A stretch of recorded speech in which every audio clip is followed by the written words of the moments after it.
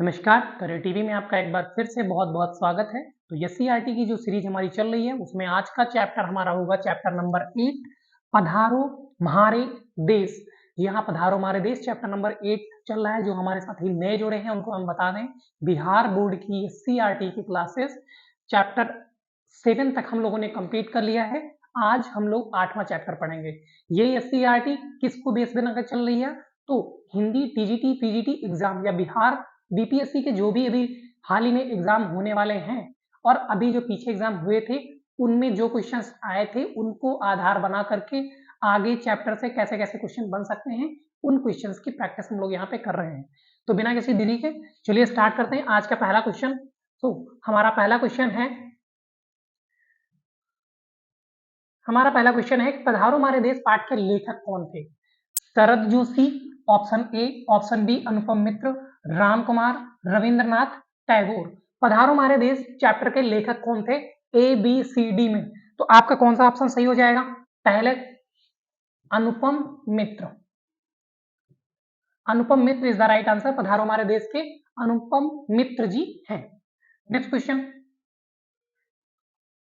अनुपम मिश्र का जन्म कब हुआ था? 1946, 1947, 1948, 1949। तो यहाँ पे सही ऑप्शन हो जाएगा 1948। अच्छा, आपको एक कीवर्ड, एक की फैक्टर बता रहे हैं। आपने जो पढ़ा है अनुपम मिश्र, जिनका ये है रचना पधारो मारे देश, तो ये जो अनुपम मिश्र जी हैं, तो हिंदी के बहुत ही प्रख्यात कवि हुए हैं। कौन? भवानी प्रसाद मिश्र। भवानी प्रसाद मिश्र। भवानी प्रसाद मिश्र के ये जो थे, ये भवानी प्रसाद मिश्र के बेटे थे। ठीक है, ये उनके बेटे थे। चलो नेक्स्ट क्वेश्चन देखते हैं। उनके प्रारंभिक वर्ष कहां पर बीता? उनका प्रारंभिक वर्ष कहां पर बीता? रायपुर, छत्तीसगढ़, हैदराबाद या आरा? तो रायपुर, छत्तीसगढ़, हैदराबाद या आरा? तो सही ऑप्शन आपका हो जाएगा छत्तीसगढ़। नेक्स्ट क्वेश्चन देखेंगे। तो इसमें है, उनकी प्रारंभिक शिक्षा कहां हुई थी? हैदराबाद, मुंबई, चेन्नई, पटना या आगरा? कहां पे हुई थी उनकी प्रारंभिक शिक्षा? तो option A is the right answer. Hyderabad और मुंबई में उनकी प्रारंभिक शिक्षा हुई थी। नेक्स्ट क्वेश्चन देखते हैं कि उन्होंने संस्कृत में एमए कहां से किया था? क्या वो पटना था, क्या दिल्ली था, छत्तीसगढ़ था या हैदराबाद था? तो पटना, दिल्ली, छत्तीसगढ़ और हैदराबाद में से आपका राइट आंसर है दिल्ली। दिल्ली से ही उन्होंने एमए किया था। जो पधारो हमारे देश के राइटर हैं अनुपम मिश्र जी, अनुपम मिश्र जी की जब आप कवि परिचय पढ़ोगे तो उसमें ये बात लिखी है कि उन्होंने संस्कृत में एमए दिल्ली से किया था। नेक्स्ट है कि वे किनके पुत्र थे? अभी जो मैंने बताया था, तो ये भवानी प्रसाद के पुत्र थे। नेक्स्ट है, किस वर्ष से गांधी शांति में कार्यभार संभाला? इन्होंने किस वर्ष से गांधी शांति में कार्यभार संभाला? 1969, 1869, 1996, 1896 में। अब आपको इसमें बताना है कौन सा ऑप्शन आपका सही है। तो ऑप्शन ए 1969 में इन्होंने कार्यभार संभाला था। नेक्स्ट क्वेश्चन देखेंगे कि लंबे अरसे तक नगरीय सीजन बिताने पर कहां की मोह नहीं छूटा? इन्होंने मतलब इस कहानी में इन्होंने कवि परिचय में बताया कि बहुत दिनों तक शहरों में रहने पर भी इनको कहां का मोह नहीं छूटा था? तो ये गांव था। अब आप इनको जब पढ़ोगे अनुपम मिश्र जी की रचनाओं में आप देखोगे कि ग्रामीण परिवेश के बारे में इन्होंने अधिकतर बात करी है। वो भी ग्रामीण परिवेश की प्रमुख समस्याएं जो होती हैं, जो पर्यावरण समस्याएं होती हैं, उनके बारे में इन्होंने बात करी है। नेक्स्ट देखेंगे कि मिश्रा जी गांधीवादी विचारक और एक सजग सामाजिक क्या थे? रूढ़िवादी, देशभक्त, असामाजिक व्यक्तित्व या कार्यकर्ता? तो ये सामाजिक कार्यकर्ता थे। गांधीवादी भी थे, ये भी पूछा जाता है कि कौन सी संबंधी समस्याओं पर पैनी दृष्टि रही है? अनुपम मिश्रा जी की कौन सी समस्याओं पर पैनी दृष्टि रही है? तो क्या वो जल संबंधी समस्याएं थी, पर्यावरण संबंधी थी, ध्वनि संबंधी या भूमि संबंधी? अभी मैंने 5 सेकंड पहले बोला था कि पर्यावरण संबंधी समस्याओं पर इनकी पैनी दृष्टि रही है। नेक्स्ट क्वेश्चन देखेंगे, उसमें लिखा है उन्होंने कौन सी समस्या पर विशेष ध्यान दिया? पानी संबंधी समस्या, कृषि संबंधी समस्या, भूमि संबंधी या इनमें से कोई नहीं? तो पर्यावरणीय समस्याओं में भी इन्होंने पानी संबंधी समस्याओं पर विशेष ध्यान दिया। जैसे पधारो हमारे देश में राजस्थान के बारे में बताया गया है कि राजस्थान ने कैसे जल के बारे में अपना सिस्टम इन्होंने बनाया। उन्होंने क्या ऐसा किया कि कम जल के बावजूद भी ना तो उनको कभी शिकायत रहती थी और उनको उस जल का कैसे सदुपयोग करना है ये कैसे उन्होंने सीखा, इसी के बारे में यहाँ पे बात हुई थी। फिर है मिश्रा जी के बोलचाल की भाषा कैसी थी, तो कठिन थी, व्यंग्यात्मक थी, कोई नहीं थी या सरल सहज थी, तो यही आपका आंसर हो जाएगा कि उनकी सरल और सहज भाषा थी। नेक्स्ट क्वेश्चन देख लेंगे कि उनकी रचना में कौन से शब्द खूब मिलते हैं, आंचलिक, व्यांचलिक, चर्चित या बहुचर्चित। तो इनकी रचना में आंचलिक शब्द, आंचलिक जो ग्रामीण परिवेश से संबंधी रचनाएं होती हैं उनके शब्द बहुत मिलते हैं। अच्छा, प्रथम आंचलिक कथाकार के बारे में या प्रथम आंचलिक उपन्यास किसको कहा जाता है, अगर आपसे यहाँ पे पूछा जाए प्रथम आंचलिक उपन्यास तो क्या आप आंसर कर पाओगे? प्रथम आंचलिक उपन्यास किसे माना जाता है, अगर आप बता पाओ तो बताओ। प्रथम आंचलिक उपन्यास किसको माना जाता है, तो आप पढ़ोगे और आप पीछे पढ़ भी चुके हो, मैला आंचल। अब आप लोगों ने पीछे अगर क्लासेस करी है तो आप बताइए कि इसका प्रकाशन वर्ष क्या था और इसके लेखक कौन थे। तो इसके लेखक हो जाएंगे फणीश्वरनाथ रेणु, फणीश्वरनाथ रेणु इसके लेखक हो जाएंगे। ठीक है, चलो नेक्स्ट क्वेश्चन देखते हैं कि उनकी कौन सी रचनाएं हैं, आज भी खरे हैं तालाब, राजस्थान के रजत बूढ़े, हमारा पर्यावरण, उपरोक्त सभी। तो अनुपम मिश्रा जी की ये तीनों रचनाएं, आज भी खरे हैं तालाब, राजस्थान की रजत बूढ़े और हमारा पर्यावरण, ये तीनों रचनाएं हैं और इन्होंने पानी संबंधी रचनाओं पर ज्यादा ध्यान दिया है, पर्यावरण में पानी संबंधी समस्याएं। नेक्स्ट क्वेश्चन देखेंगे कि मनुष्य को जीने के लिए सबसे बड़ी नेमत क्या है, भोजन, जल, आवास या हवा। तो अगर आप देखोगे तो इन्होंने जो माना है ऑप्शन वो जल है। ठीक है, और हमारी तीन ही बेसिक आवश्यकताएं होती हैं, जो इन्होंने जो चैप्टर में बताया गया तो सबसे बड़ी आवश्यकता क्या है, जल।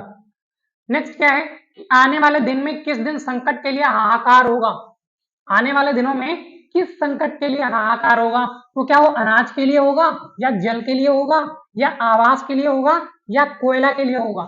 सही ऑप्शन है जल के लिए, जल के लिए आने वाले समय में हाहाकार होगा, ऐसा कवि का मानना है।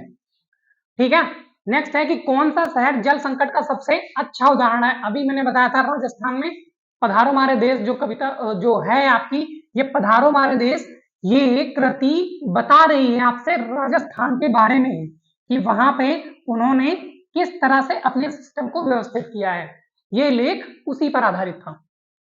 चलो नेक्स्ट क्वेश्चन देखेंगे, कौन सा शहर प्रकृति से मिलने वाले कम पानी के लिए भी कभी नहीं रोया, अपना राजस्थान नहीं रोया, जिसके बारे में पूरा चैप्टर है। फिर क्या है, राजस्थान की राजधानी कहाँ है, तो क्या पंजाब है, हरियाणा है, बिहार है या जयपुर है। सही ऑप्शन है जयपुर, राजस्थान जयपुर। ये तो जीएस का भी क्वेश्चन होता है एक तरह से। विशाल मरुस्थल की अधिकता कहां पर है, सबसे ज्यादा मरुस्थल कहां पाए जाएंगे, क्या वो हिमाचल होगा, हिमालय होगा, राजस्थान होगा या केरल होगा।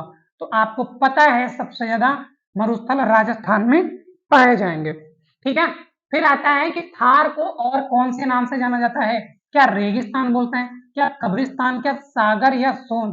तो थार रेगिस्तान के नाम से फेमस है, option A is the right answer. Next question है कि कौन से शहर में पानी कम और गर्मी अधिक होती है, पानी कम और गर्मी अधिक। तो क्या कश्मीर में, कश्मीर में तो ठंडक होती है, हिमालय भी वैसा ही जाएगा, हाँ राजस्थान हो सकता है, पंजाब नहीं जी, ये भी कैंसिल। तो राजस्थान का राइट आंसर, कौन से शहर में पानी कम और गर्मी अधिक होती है, राजस्थान हो गया। ठीक है, नेक्स्ट देखेंगे कि कौन सा रेगिस्तान का कलेजा सुखा देता है, रेगिस्तान का कलेजा कौन सुखा देता है, क्या थार, जलवायु, मौसमी या इनमें से कोई नहीं। तो रेगिस्तान का कलेजा कौन सुखाएगा, तो जलवायु सुखाएगी, जब भी जलवायु होगी तो रेगिस्तान का कलेजा सूख जाएगा। ठीक है, नेक्स्ट है श्री कृष्ण ने युद्ध भूमि में गीता का संदेश कहां पे दिया था, क्या राजस्थान में दिया था, कुंडल वन में, कुरुक्षेत्र में या वृंदावन में। ये क्वेश्चन जो आपका पूछा गया तो आपने देखा होगा कि श्री कृष्ण भगवान कुरुक्षेत्र में अर्जुन से बोलते हैं, तो ये कुरुक्षेत्र, ये ऑप्शन सी कुरुक्षेत्र की बात करेंगे। ठीक है, कुरुक्षेत्र में ही भगवान श्री कृष्ण ने अर्जुन को उपदेश दिया था। नैनम छिदन्ति शास्त्राणि नैनम धाति पावका। नेक्स्ट है राजस्थान में वर्ष भर में औसतन कितने सेंटीमीटर वर्षा होती है? क्या 150 है, 60 है, 120 है या 180 है? तो राजस्थान में ये इंपॉर्टेंट क्वेश्चन हो सकता है चैप्टर के हिसाब से, मैं इसमें लिख के दे रहा हूं, ठीक है। और इसका आंसर सही हो जाएगा 60 सेंटीमीटर। राजस्थान में कितनी वर्षा होती है? 60 सेंटीमीटर के आसपास में। नेक्स्ट क्वेश्चन देखेंगे, उसमें लिखा है राजस्थान के सुदूर पश्चिम में कितने सेंटीमीटर वर्षा होती है? सुदूर पश्चिम में अब जाएंगे तो और कम हो जाएगी, यहाँ पे 18 नहीं, 60 नहीं, 16, जी हाँ 16 सेंटीमीटर वर्षा हो जाएगी, ठीक है। नेक्स्ट देखेंगे तो क्या है कि उतंज का अर्थ क्या है? उतंज क्या सबसे नीचा, सबसे ऊंचा, वर्षा, थार। उतंज का अर्थ क्या है? तो चैप्टर में लिखा हुआ है सीधा सीधा, उतंज पर्वत मतलब ऊंचा, सबसे ऊंचे स्थान के बारे में बात करेंगे। रेगिस्तान के पुराने नामों में से क्या है? जगह है, स्थल है, रेगिस्तान है, बालू है। तो रेगिस्तान को पुराने नाम को स्थल भी बोलते थे पहले, ठीक है, स्थल भी बोलते थे। और चैप्टर में बालू भी दिया है, तो इसमें कोई बहुत बड़ी कठिनता की बात नहीं है। सबसे पुराने में ये भी था, अभी तो बालू भी बोलते थे। नेक्स्ट है कि राजस्थान की धरती पर पहले क्या था? पहले क्या था? चारों ओर समुद्र था, बालू ही बालू थी, कोयला था या थार था? क्वेश्चन नंबर 29 में आपको बताना है। तो राजस्थान की धरती पर पहले चारों ओर समुद्र था। Option A is the right answer. Next है कि हम नाम समुद्र के साथ और कौन से अर्थ को दर्शाता है? तो विशालता और उदारता, गहराई, बहुत बड़ा या फिर लंबाई। तो समुद्र के साथ कौन से अर्थ को दर्शाता है? तो यहाँ पे हो जाएगा ऑप्शन विशालता और उदारता। हम नाम जो होता है इस समुद्र के साथ साथ विशालता और उदारता को भी दर्शाएगा। नेक्स्ट क्वेश्चन है आपका कि राजस्थान में वेजा शब्द का क्या अर्थ होता है? वेजा क्या रचना होता है, क्या युक्ति है, उपाय है या उनमें से सभी है? तो रचना भी है, युक्ति भी है, उपाय भी है, मतलब इनमें से सभी is the right answer. Next है कि नाथ जी कहकर किसे पुकारा जाता था? राम जी, श्री कृष्ण जी, बजरंगबली या गणेश जी? या गणेश जी। तो नाथक जी कहकर किसे पुकारा जाता था? तो यहाँ पे हो जाएंगे आपके श्री कृष्ण जी, श्री कृष्ण जी, ठीक है जी। नेक्स्ट क्वेश्चन आपका हो जाएगा राजस्थान में त्रिकुट पर्वत कहाँ पे है? जैसलमेर, थार, पहाड़पुर या उपरोक्त में से सभी? तो जैसलमेर, राजस्थान में त्रिकूट पर्वत कहाँ पे है?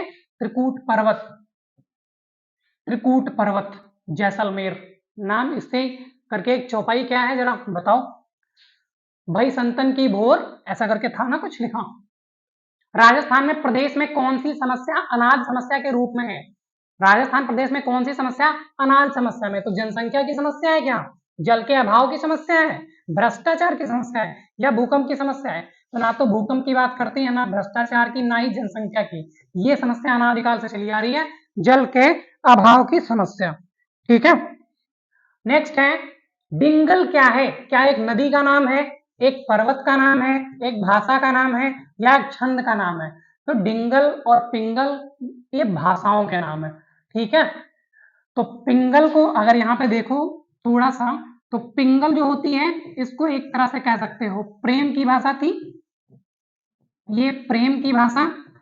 ऐसे ही जो डिंगल आपकी होती है, डिंगल ये युद्ध आदि के वर्णन के लिए उपयुक्त होती थी, युद्ध के वर्णन हेतु लिख सकते हो सर, ठीक है। तो डिंगल और पिंगल भाषाएं होती थी। नेक्स्ट क्वेश्चन क्या है आपका? हाकड़ो शब्द का अर्थ क्या है? हाकड़ो क्या अग्नि है, पृथ्वी है, वायु है या समुद्र है? तो हाकड़ो शब्द का अर्थ समुद्र से माना जाता है। Option D is the right answer. Next question देखेंगे, लिखा हुआ है राजस्थान में क्या प्रमुखता से उपलब्ध है? विशाल मरुस्थल, विशाल पर्वतीय अंचल या विशाल उर्वर भूखंड या विशाल वनांचल? भैया मरुस्थल बहुत ज्यादा है राजस्थान में। नेक्स्ट, इनमें से कहां वर्षा जल की अधिकता है?